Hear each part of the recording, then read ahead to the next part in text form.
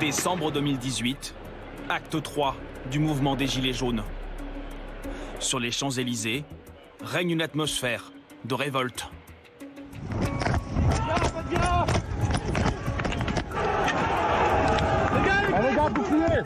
Plusieurs centaines de casseurs s'en prennent à l'Arc de Triomphe devant des CRS totalement dépassés.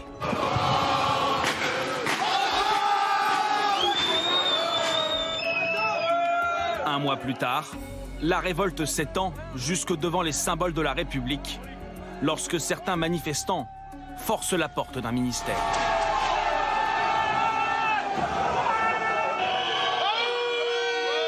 Quelques rues plus loin, Maxime Nicole, figure des Gilets jaunes à l'époque, harangue la foule dans un discours aux accents insurrectionnels. Monsieur Emmanuel Macron, prenez-vous un seul instant conscience que les propos que vous tenez devant l'ensemble du peuple de France sont de véritables appels à la révolte citoyenne, voire à la guerre civile pour ceux qui n'ont plus rien.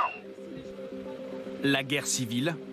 Depuis le début du quinquennat d'Emmanuel Macron, l'expression revient régulièrement dans le débat public.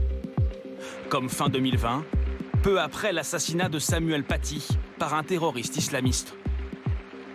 On est à la limite de la guerre civile quand même dans cette histoire. Vous avez ceux qui vont finalement dire bon ben maintenant c'est trop tard et puis on fait plus rien. Et si on est faible, si on sème la faiblesse devant le terrorisme, enfin devant l'islamisme, devant l'acte d'assassinat, on va récolter la révolte avec de ceux qui ne veulent pas se laisser faire. Donc on peut avoir des milices qui se créent, on peut avoir des ratonnades qui s'organisent. Certains craignent également une guerre civile à cause des confinements successifs et de la montée de la violence dans le pays, comparant la situation à celle des États-Unis. Le risque, c'est la guerre civile, c'est les Français monter les uns contre les autres. C'est un moment de camps qui ne se parlent plus. C'est un moment des brutalités qui deviennent le vocabulaire commun de la politique. Et donc, c'est pour ça qu'aujourd'hui, tout ce qui est fait sur la laïcité, tout ce qui est fait sur la République est très important. C'est le socle qui fait que, vous savez, on a inventé la politique contre la violence. Il y a quelques jours à Orléans, un groupe de jeunes attaque des policiers à coups de mortier d'artifice.